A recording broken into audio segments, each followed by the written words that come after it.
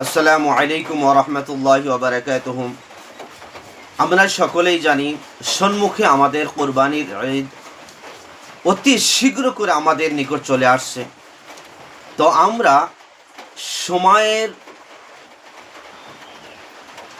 ভ্রুক্ষেপই করতেছি না যে আমাদের কোরবানি অনেক নিকটে চলে আসছে। তো মহতারাম দোস্ত বুজুর্গ, যে কোরবানি ঈদ মহান আল্লাহ পাকের একটি ইবাদতের মধ্য থেকে সব থেকে বড় একটি ইবাদত, যে ইবাদতের মাধ্যমে হযরত ইব্রাহিম আলাইহিস সালাতু ওয়াস সালামকে মহান আল্লাহ পাক রব্বুল আলামিন বহুত বড় একটি পরীক্ষার ভিতরে তেনাকে পরীক্ষা নিয়েছেন এবং এই পরীক্ষার মাধ্যমে তেনাকে দুনিয়া ও আখিরাতের সম্মুখে কামিয়াব করে নিয়েছেন। আর তারপরে আমাদের উপরেও এই কুরবানিটা ফরজ করে দিয়েছেন, ওয়াজিব করে দিয়েছেন। মহতারাম দোস্ত বুজুর্গ, কোরআনের ভিতরে পাওয়া যায়, হাদিসের ভিতরে পাওয়া যায়, সাহাবায়ে কেরাম তেনারা জিজ্ঞাসা করলেন যে মা হাযিহিল আযাহি ইয়া রাসূলুল্লাহ। সাহাবারা জিজ্ঞাসা করলেন ইয়া রাসূলুল্লাহ সাল্লাল্লাহু আলাইহি ওয়াসাল্লাম, ये কুরবানি क्या चीज है?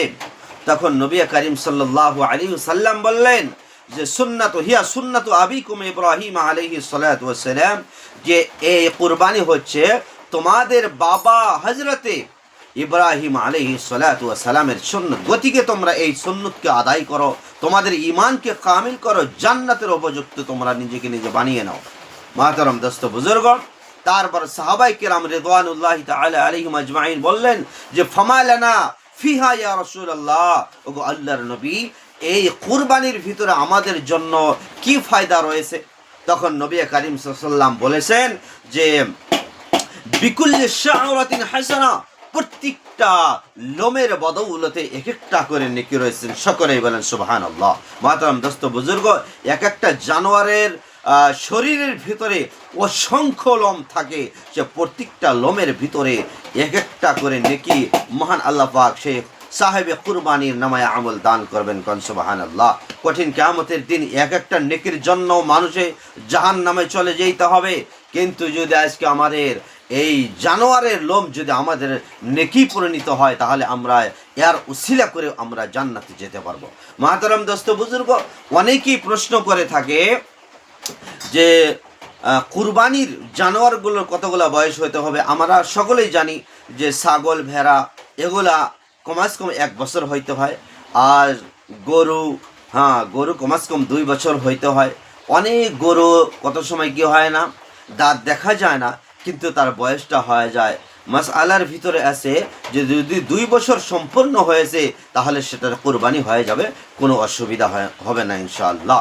তো ইনশাআল্লাহ আমরা সকলেই কুরবানির যাতে করে অতি শীঘ্র করে প্রস্তুতি করে নেই। আরেকটা কথা আপনারা সকলেই শুনে রাখবেন, আমরা বহুত সাহেবে কুরবানি এরকম আছি যে আমরা কুরবানির আগের দিন জানোয়ারটা খরিদ করে, জানোয়ারটা কিনে আমরা সে কুরবানির ময়দানের দিকে চলে যাই। মহতারাম দোস্ত বুজুর্গ, আমাদের বহুত বড় একজন হুজুর তিনি বলেছেন যে যে জানোয়ারটা আমরা কুরবানি করব, সেই জানোয়ারটার প্রতি আমার আপনার প্রত্যেকজন সাহেবে কুরবানির কি হইতে হবে? মোহাব্বত হইতে হবে। গতিকে জানোয়ারটা যদি আমি 1 মাস 2 মাস আগেই কিনি, আমি সেই জানোয়ারটাকে গা ধোয়াবো, খাওয়াবো, পান করাবো, তারপরেই তো আমার ওই জানোয়ারের প্রতি একটা মোহাব্বত, পশুর প্রতি একটা মোহাব্বত আসবে। যেরকম মোহাব্বত হযরত ইব্রাহিম নিজের ছেলের সঙ্গে ছিল, তো যতক্ষণ পর্যন্ত আমরা সেই পশুর সঙ্গে মোহাব্বত আমরা সৃষ্টি না করতে পারবো, ততক্ষণ পর্যন্ত আমাদের অন্তরের ভিতরে ইখলাস পয়দা হবে না। গতিকে আমরা প্রত্যেকজন সাহেবে কুরবানি, যাদের উপরে কুরবানি ওয়াজিব হয়েছে, আমাদের দরকার যে আমরা কি করব, এই জানোয়ারটা আগে আমরা খরিদ করে বাড়িতে কিছুদিন আমরা লালন পালন করব, তারপরে আমরা আল্লাহর রাস্তায় কুরবানি করে দেব ইনশাআল্লাহ। এটাই সঠিক। তারপর অনেক মানুষ, ধনীদের উপরে মহান আল্লাহ পাক রব্বুল আলামিন কুরবানিকে ওয়াজিব করেছেন, কিন্তু যারা গরিব কুরবানি দিতে পারবেন না, তাদের উপরে তো ফরজ নয়। কিন্তু একটা কথা বলেন, এই কুরবানির বিষয় যেগুলো হাদিস কোরআন বর্ণিত রয়েছে, তার তফসিরের ভিতরে লিখেছেন যে কঠিন কিয়ামতের ময়দানে ওই পশু, যে পশুকে আপনি আল্লাহর রাস্তায় কোরবানি করে দিলেন, ওই এক একটা লোমের বদৌলতে এক একটা করে নেকি দেওয়া হবে, আর ওই পশুর পিঠে উঠায় আপনাকে আল্লাহর জান্নাতে নিয়ে যাওয়া হবে। কোন সুবহানাল্লাহ। মাহতারাম দোস্ত বুজুর্গ, এখন গরিবদেরও জান্নাতে যাওয়া দরকার আছে, ধনীদেরও দরকার আছে। গতিকে কোরবানি আমার যদি সামর্থ্য আছে আমি একা দেব, সব থেকে ভালো একা দেওয়া। তারপরে যদি আমি না পাই 2 জন মিলিয়ে দেব, তারপরেও যদি না পাই 3 জন মিলিয়ে দেব। এইভাবে আমি যদি 7 ভাগেও আমি যদি হিস্সা নিতে পারি, শরিক হইতে পারি, তাও আমি কি করব, ওই কুরবানির পশুর ভিতরে আমি শরিকটা বা হিস্সাটা নিয়ে নেব ইনশাআল্লাহ। গতিকে আমরা সকলেই চেষ্টা করব যাতে করে আমরা এই কুরবানির ভিতরে আমরা সকলেই শরিক হইতে পারি। আর এই পশুর উসিলা করে মহান আল্লাহ পাক রব্বুল আলামিন আমাদেরকে সকলকে যেন জান্নাতের উপযুক্তি বানিয়ে দেন। সকলেই বলে আমিন।